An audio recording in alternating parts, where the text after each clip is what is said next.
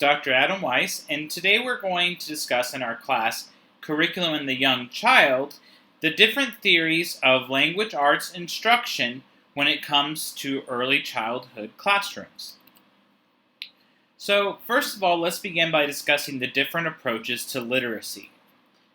So, one approach that started to become popular in the early 1900s in the United States was the look-say approach.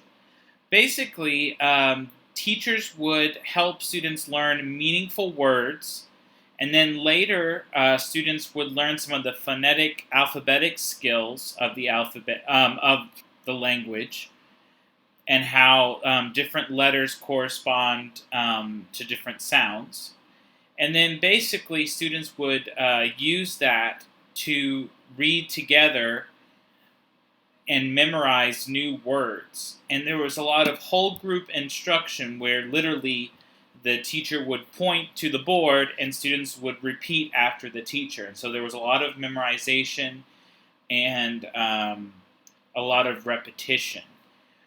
And this was also one way that students learned their reading fluency, but also they learned new vocabulary words.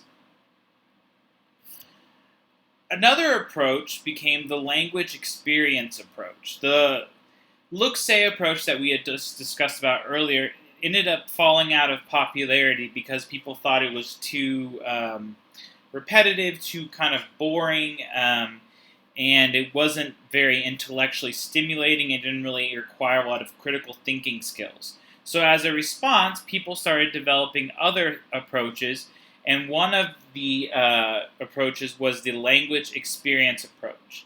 And this started becoming more popular in the 1960s.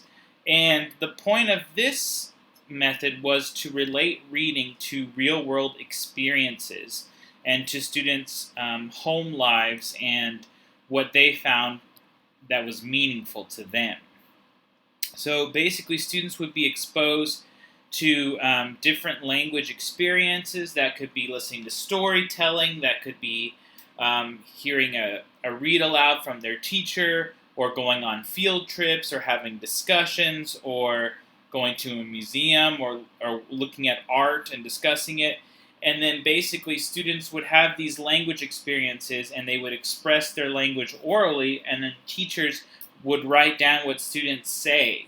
And then based on what students said, the teacher would formulate charts or lists or student-created books, and then the students would practice reading and practice their language skills through repeated reading of those books that was based off of what students originally had said out loud. And so basically the written language that students practiced reading was their actual conversations that they had given in those meaningful situations. And so the whole point or the whole argument of this method was to provide students with real-world learning experiences, including real-world classroom reading materials. Next, there was the skills approach to literacy, or another common term for this is called the phonetic approach. And so this approach argued that just exposing students to language through read-alouds or through having regular conversations or the teacher writing down what the students said would not be enough to have students become fluent and proficient readers. In order to really have strong readers who could decode accurately and sound out words that were unknown to them, students needed to develop phonics skills. So they needed explicit instruction on phonics, which is basically so they needed explicit instruction on phonemes, which are the sounds, and then also phonics, how certain letters or combinations of letters correspond to sounds. Or another way to think of it is different spelling patterns contribute to specific sound patterns, like the long A sound, for example, or the TH blend how that provides a specific sound. So the argument with the skills approach to literacy is that students needed explicit instruction on those phonics skills. And then later, students could also benefit from having interactive instruction where they would read in front of their teacher or also follow along with their finger while the teacher read out loud. So like a shared reading activity. And so students would benefit from having teachers and more proficient readers demonstrate specific skills. Also, teachers were asked to provide direct instruction on morphemes to students. So morphemes are the different versions of verbs. So like play, played, playing, replay, all of those are different morphemes. They all have a unique meaning based on the tense, or also based on like the prefix in front of play, replay, that changes the meaning of the word. So all of those are unique morphemes, and so students and teachers would emphasize the different morphemes and explicitly teach to students the different verb tenses, prefixes, which are words that come at the beginning of a verb or a word, like re or un, and then suffixes, which come at the end of a word, like full or less or ness. And then also teaching root words, like aqua, which would be like a root word for water, or scribe would be a root word for, to say write, like inscribe, or just the word scribe, transcribe, subscription, subscribe. So the phonics approach also argued that simply exposing students to different books and just having a lot of literature in your classroom wouldn't be enough to make students proficient readers. They needed direct practice with their teacher and with more fluent readers, and they needed those understanding of phonics to be able to decode words accurately. Also, the skills approach advocated that students should first develop functional literacy, or they should develop literacy for essential skills that would involve practical tasks. So students would need to know how to read in order to complete forms, or to write business letters, or to read labels or street signs. And so that was advocated instead of advocating more literature-based literacy. Now, not to say that students would still be encouraged to read literature using the phonics approach or the phonetic approach, but first students were asked to learn functional literacy, and that was the end goal. Now we're going to shift to the whole language approach. The whole language approach was a response to the skills-based approach or the phonetic approach.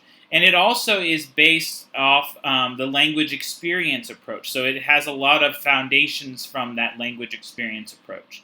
The whole language approach argues that we can't just teach students to memorize sight words or to memorize certain phonics, spelling patterns, or just because students can sound out the different letters in the alphabet will not make them fluent and proficient readers. Students need to have constant exposure to literature in their classrooms. They need to have books that the teacher is reading to them. They need to hear books on tape. They need to read with their peers. They need to read with their families. They need to engage in reading learning games. But all of these activities that are meaningful to students will develop their reading skills at a faster rate, according to the advocates of the whole language approach, compared to just having students memorize phonics skills or sight words. And so the whole language approach argued that students reading should connect to students' personal experiences. So that's how it had that connection to the language experience, or the language experience approach. Also, the whole language approach argued that students needed to use all four domains of language. So students needed to be encouraged to listen, speak, read, and write throughout the class. So the teacher was not only developing students' literacy skills, which was reading and writing, but also oral skills, speaking and listening. And then the whole point of the whole language approach was to emphasize that literacy is to convey meaning. It's to send and receive messages through written form. So it shouldn't just be teaching students functional literacy that they would use on the job or in the supermarket, but teaching them how to expressively and descriptively convey their point of view, convey their feelings, convey their emotions, not just have them know individual words, but how to make a useful and persuasive argument. And so the whole language approach argued once again that students would learn just naturally how to read through repeated exposure to language, and having various models of print, such as being exposed not only to functional literacy like signs or lists or forms, but being exposed to different types of genres of literature like magazines, big books that students could read or watch or pay attention as the teacher reads, or fiction and nonfiction texts, as well as poetry and persuasive text. All of these could be useful for students, and through repeated modeling and through completing meaningful activities and through reading high-interest literature that students really appreciated and were interested in, students would be more likely to want to read and be more proficient at reading. This was the argument of the whole language approach, that if students did meaningful, high-interest activities, they would enjoy reading and they would read naturally on their own, even when they weren't instructed to by the teacher.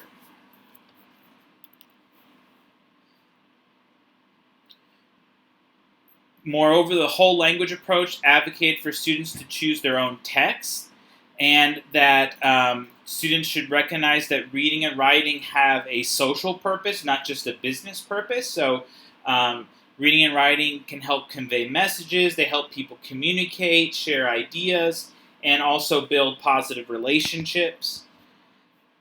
The whole language approach advocated for students to understand the different purposes for their reading and writing and to develop a particular purpose each time they chose to read and write. So what would be their goals? Was it to learn new information? Was it to be entertained? Was it to be to persuade other people? What were the different goals for students reading and writing?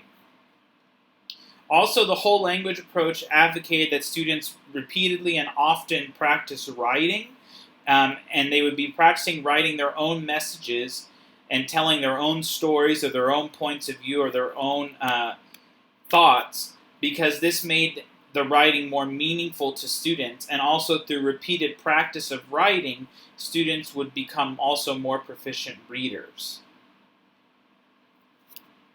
So even though students were going to likely make errors when they were writing, the teacher would still encourage students to practice writing in an attempt to learn from their mistakes and also just to develop a love of writing.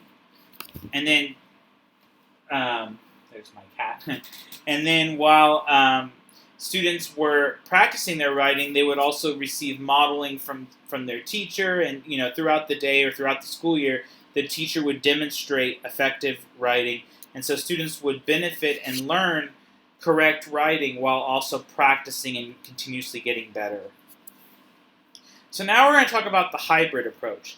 The hybrid approach basically says that we should teach both phonics and we should teach the phonics in terms of the whole language approach. So we should teach phonics in context. And so It's a combination approach. It combines the phonetic or skills-based method and the whole language approach. And it argues that students should still be taught phonemes, phonics, syllable patterns, and vocabulary, and that teachers should directly teach that information to students because students are likely not to necessarily pick it up naturally just from hearing text read out loud. However, that should not be the only form of instruction for students. Students should learn phonemes, phonics, syllables, and vocabulary in a meaningful context, using text that they're interested in, text that is relevant to their lives and to their cultures. And so the teacher would embed phonics instruction and different types of skill-based instruction within meaningful language activities, like writing a letter to a friend, or listening to an interesting book, or writing a recipe, or doing a how-to writing. And so students would still get regular exposure to reading by listening to texts that are read to them by their teacher, their families, or by technology. Students would regularly be talking about text and discussing text and writing about text. And then students would also complete projects that were related to text, like book reports or book posters, or maybe doing a real-world problem-solving activity where they solve a problem in their local community, or students writing their own personal narratives about their experiences, or maybe writing fiction stories that using their imagination. All of these would be meaningful to students, and so what the teacher would do is within that lesson, the teacher would also say, okay, we're going to practice writing a science fiction story about life on the moon. However, I want you to practice with this phonics skill of, or this spelling pattern of words that start with WH, the WA, the WH sound. Now we're going to discuss some overall research proven findings for reading instruction. So to begin, there's different best practices for preschool grades, or, and this is focusing first on preschool, so this is grades 3 and 4. So in preschool grades, children already develop a sense of reading motivation and a love for reading just by being exposed to listening to the teacher or to their families read to them. Also in preschool, students develop fundamental reading skills, and so we can't neglect literacy instruction in preschool. So the preschool years are very formative for students. Students develop, and they should receive instruction in cognitive skills, so like critical thinking skills, also in problem-solving skills. Students should also develop and receive instruction in their language development, so their oral language, their listening and speaking, and also literacy skills, their reading and writing skills. And then students should further receive support in social development, because social development will also be beneficial for them when they learn how to collaborate for academic purposes, or also just beneficial for when they're using their language orally to communicate. In kindergarten, teachers should make sure that they encourage regular verbal discussions, because that will help students acquire new vocabulary. So students should have regular opportunities not only to discuss topics that are interesting to them, but also to discuss literacy activities related to books. So they should be listening to books, reading books at their reading level, and also discussing the books they read. Students should learn specific phonics skills, and they should develop knowledge about how print works and how we read in English, for example, from left to right, and how print conveys meaning. And then students should also develop the different purposes of reading. So they should understand that reading can have various purposes. It could be just to gain information, which is more normally reading expository or nonfiction text. It can be to be entertained, or to hear other people's perspectives, or learn themes, which would be for fiction. Or it could also be to hear different points of view or to be persuaded, so that'd be persuasive writing. Or it could also just be to describe emotions or feelings, which would be more poetry. So reading has various purposes. In the elementary grades, teachers must include high-interest literature in their classroom libraries. That will engage students and have students be excited about what they're reading. Also, those activities, those books that are interesting to students should also be well written. They should have grade appropriate or above grade level vocabulary to challenge students. It should have not just very simple or basic syntax or phrasing, but more complex or varied syntax or phrasing. So students should be exposed to different new words or different phrases or different structures in their writing. It shouldn't just be simple but interesting. It needs to be interesting but also enriching and beneficial and well written for students. So students learn from reading it. Students should have access to text at their reading level. They need to have, there's a typo here, but they need to have access to meaningful books that would be interesting for them, for their grade and for their maturity level, but would also be able and accessible for students to read on their own if they would like to engage in independent reading. And if they are going to read with more proficient readers like their peers or their teacher, it could be slightly above students' current reading level. But overall, the text should be accessible for students. It shouldn't be too overwhelmingly difficult for students. Also, beginning readers need explicit instruction in phonics, so that should continue throughout the elementary years. They need to learn how to effectively spell and to learn spelling patterns, to learn sound conventions, which would be phonics. They need to also learn important sight words, which would be like memorizing key common words that they'll see and write repeatedly throughout their literacy experiences. Students also need to know how to develop independent reading skills where they can read for extended periods of time on their own. And also students need to develop reading out loud skills or prosody skills where they're reading with expression to the class or to others, and they know when to pause for punctuation and how to provide expression to convey that the student understands the meaning behind the passage they're reading out loud. Okay, stick tuned for our next PowerPoint, which will provide a little bit more detail into best practices, and it'll also discuss the language acquisition process for students in early childhood programs. Thank you for your attention, and I hope to see you soon.